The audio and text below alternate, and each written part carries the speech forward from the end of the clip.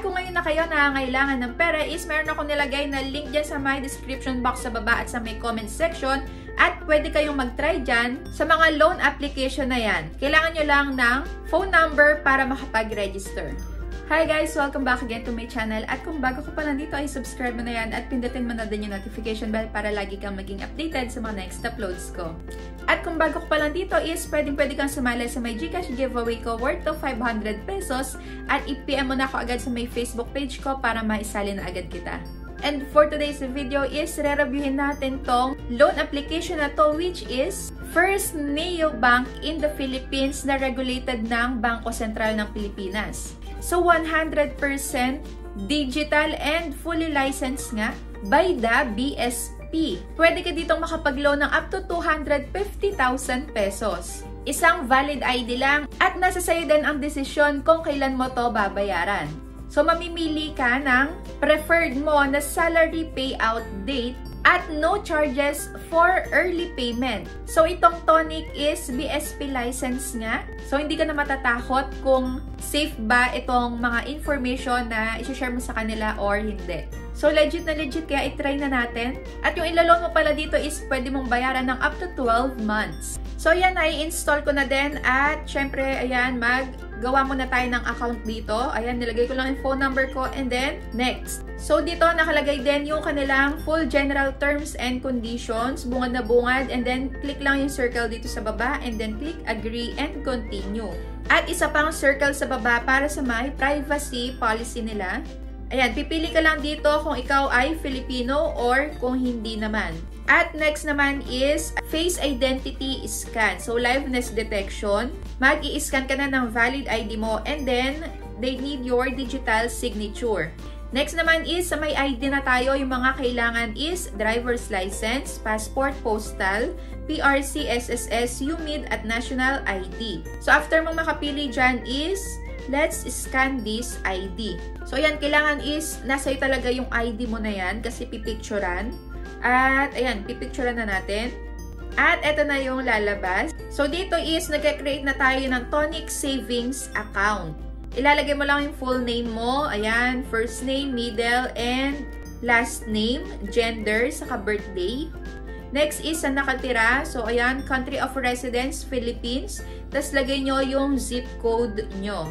Yan, lagay nyo din yung province, city, barangay, at house or unit floor number, yung in-detailed address nyo sa ibaba. Ayan, next na question naman is, what do you do? About naman to sa may work. Ayan, source of funds, current employment status, nature ng work, industry. So, sa lahat ng to is may pamimilian ka naman. So, eto pamimilian sa may sources of fund. Next naman is, eto pamimilian sa may current employment status mo. Kung ikaw ba ay employed, self-employed, mamimili ka lang dyan. OFW. Next, ano naman yung trabaho mo? What is your nature of work? So, ayan, mamimili ka lang din dyan. So, dito naman, ang pipiliin mo lang is none of the above. Tapos, click next na. So, konti na lang. Ilagay mo daw yung email address mo, mother's maiden name, and define our banking relationship. So, bakit ka daw dito mag-open ng account? Click mo kung personal ba, business, or for your remittances. So, ako, it's personal. At dito naman sa may ibaba is, kung ikaw ay magta-transact daw ng more than 500,000 per month, i-click mo tong nasa ibaba. Tapos, kung hindi naman, click continue. So, next is, pipirma ka lang dito gamit yung Dali Remote. As after nun, click next na. So, dito is, sa pag-open daw ng account is no minimum balance. Ayan, up to 5 solo or group stashes. Open up to 5 time deposit accounts. Free daw ang pag-transfers to other banks. Free din ang virtual card. Saka free tonic to tonic transfers. And free hug. So, ayun, deal. And last is, mag-create ka na ng password mo. At ayan na, okay na, pwede na tayo ngayong makapag-loan dito sa my Tonic. So dito hindi lang siya basta loan lang, pwede ka din dito mag-save ng pera. Na mayroong 6% PA.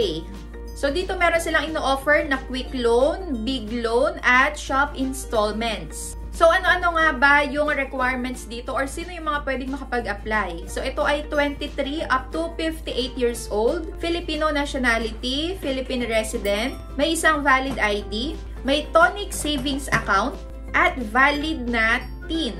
So, syempre, yung proof of income din.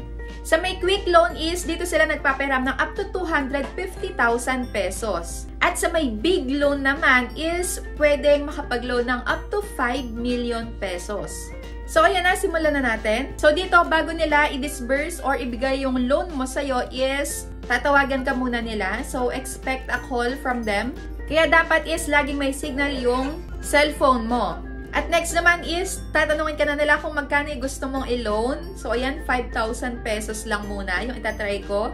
At pwede ka na ditong mamili ng 6 months mong babayaran, 9 months, or 12 months. So, dito is, makikita mo na kung magkano yung babayaran mo per month. So, dito, pag nag-loan ka nga pala is, meron siyang kasama na credit life insurance. So, yan, pagka nakapili na is, pwede mong idagdag itong payhinga na credit life insurance or pwede din namang hindi. So, ito na ngayon yung summary ng loan. So, ayan, kung 5,000 ang uutangin mo, meron kang monthly repayment na 1,048.98. Ang installment is 6 months.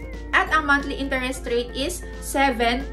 So, not bad na. So, hindi na ganong malaki itong interest na to dahil compare naman sa ibang loan application, dahil matagal mo din namang babayaran, is goods na tong monthly interest rate na to. At super secured din naman dahil ito ay licensed and regulated by the BSP. At ito yung madededuct nga pala na loan amount. 500 pesos, saka 19 pesos for documentary stamp na tax. So, ayan, I accept na. So, itatanong ka kung para saan mo gagamitin, loan purpose. Mamimili ka lang dyan, tapos next. Yan, let us know what your field of work is. So, mamimili ka lang dito sa field of work mo, kung ano yung ginagawa mo. At next. At ayan, what is your job title or role? So, mamimili ka lang din dyan. And next, what industry do you work in? And dito naman, marital status at kung ilan na yung anak mo dito. Next is educational attainment naman at contact references din. So, dito is kailangan ng isang contact reference. So, ilagay mo lang yung phone number nila, first name, last name, at kaano-ano mo sila. So, dito is, nanghingi pa pala sila ng isa pang contact reference. Ayan. So, bali, dalawa na ang kailangan nila. Lagay mo lang ulit yung phone number, first name, last name, saka kung kaano-ano mo sila. So, next naman is kung saan ka nakatira. Lagay mo lang yung city at province. And next question, yung monthly income mo naman, itatype mo dito kung magkano sinasahod mo every month. At next, where do you work? So, lalagay mo lang yung name ng company mo kung saan ka nagtatrabaho. Ilalagay mo na ngayon yung TIN mo. At next, another way to reach you. So, kung meron kang isa pang another phone number na ikaw yung gumagamit, ilagay mo din dito. In case na walang signal yung isang phone number mo. So, ayun, pwede mo siyang i-skip, pero kung gusto mong ma-approve dito is ilagay mo din. Meron dito nakanote sa baba na expect daw yung tawag nila sa'yo bago i-disburse yung pera. Pwedeng dun sa may unang phone number na ibinigay mo or pwedeng sa may pangalawa naman. So, next na dito is para sa may terms and conditions. So, ito yung isa ko pang kinagandahan sa kanila. So, before and after is pinapakita nila yung terms and conditions. So, ayun. So, accept lang natin. Click yung circle sa baba and I accept and give my consent. So, yun yung mga sasagutan nyo once na kayo ay mag-apply dito sa My Tonic. So, huwag kayong mag-alala dahil safe naman at secured ang mga information nyo na i-share sa kanila. At fair enough din yung kanilang monthly interest rate. Pero, disclaimer lang, nasa sa inyo pa din yung decision kung kayo ay magta-try dito or hindi. So, yun lang for today's video. Thank you for watching!